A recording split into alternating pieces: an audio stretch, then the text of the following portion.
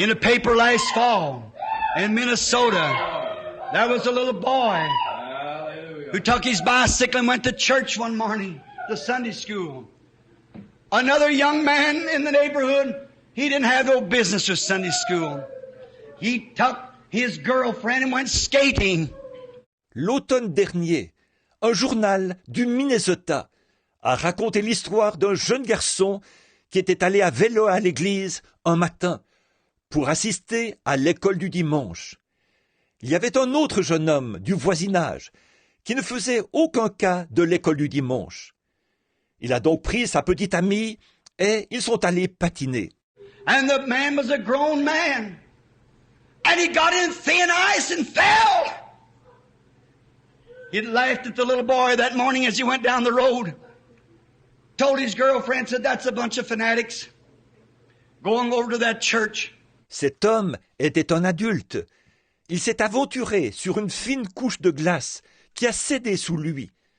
En cheminant avec sa petite amie ce matin-là, il s'était moqué de ce jeune garçon en ces termes. C'est un groupe de fanatiques qui fréquentent cette église-là. And when he fell through the ice, his girlfriend was away from him. She was light. She got away.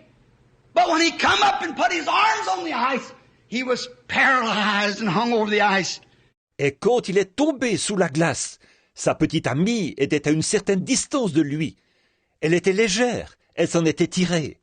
Mais quand il est remonté et a placé ses bras sur la glace, il était paralysé et il se cramponnait à la glace. His girlfriend tried to reach out to him, but she was too heavy. She'd break in the ice.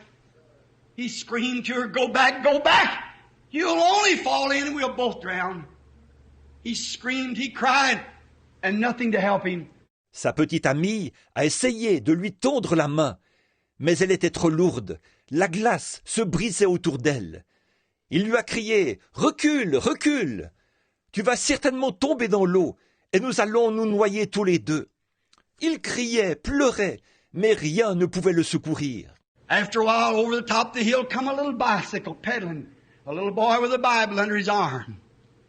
He heard the screams and he speeded his little bicycle. Après un moment, du sommet de la colline descendait un petit vélo que pédalait un jeune garçon, sa Bible sous le bras. Il a entendu les cris et a redoublé de vitesse. Laid his Bible down and ran out on the ice, crawled on his little belly with his good clothes on till he got a hold of the man's arms and kept pulling and backing until he got him off the ice. Run out and flagged a car. They called an ambulance and got him to the hospital. Il a posé sa Bible et a couru vers la glace. Il a rampé sur son petit ventre avec ses beaux vêtements jusqu'à ce qu'il ait pu saisir les bras de cet homme. Et là, il s'est mis à le tirer à reculons jusqu'à ce qu'il ait réussi à le retirer de la glace. Il a ensuite couru faire signe à une voiture de s'arrêter. Ils ont fait venir une ambulance pour le transporter à l'hôpital. After he'd went and paid the ambulance, paid the doctors for the pneumonia shots and things that he would have took, he came to the little boy. He said, son, what do I owe you? He said, nothing. He said, I owe you my life. Après avoir payé le service des ambulances et honoré la facture des médecins pour les injections qu'il avait reçues contre la pneumonie et pour tous les autres soins, il est allé rencontrer le jeune garçon. Il a dit, « Fiston, qu'est-ce que je te dois ?» Il a dit, « Rien. » Il a dit, « Je te dois ma vie. » Think of it. Money could not pay it. It was his life. That's the way we ought to feel towards God. Not to buy our way through with something, but we owe God our life, for we were dying and sinking in the ditch of sin. God threw his arms of robe around me. Réfléchissez à ça. L'argent ne pouvait pas acheter cela. C'était sa vie. Nous devrions ressentir la même chose envers Dieu. Non pas chercher à obtenir quelque chose à prix d'argent, mais nous devons notre vie à Dieu, car nous étions mourants. Nous nous enfoncions dans le fossé du péché. Dieu m'a entouré de ses bras et m'a revêtu de sa robe. I was sinking deep in sin, far from the peaceful shore. Dearly, deeply stained within, sinking to rise no more. But the master of the sea heard my despairing cry. From the waters lifted me. Now safe am I.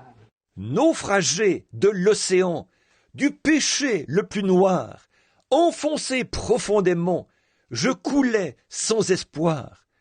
Mais le grand maître des flots, en entendant mon cri, vint et me mit aussitôt en sûr abri. I owe him my life. You owe him your life. You owe him your life to serve him. Not to give it to walk about and brag about your church denomination. Not to go about and criticize others, but to try to serve and to save others. And to bring them to a knowledge of the Lord Jesus Christ. Je lui dois ma vie. Vous lui devez votre vie. Vous lui devez votre vie pour le servir. Pas pour la donner, déambuler partout en vantant votre église dénominationnelle. Pas pour aller çà et là en critiquant les autres, mais pour essayer de servir et de sauver les autres. Les amener à la connaissance du Seigneur Jésus-Christ.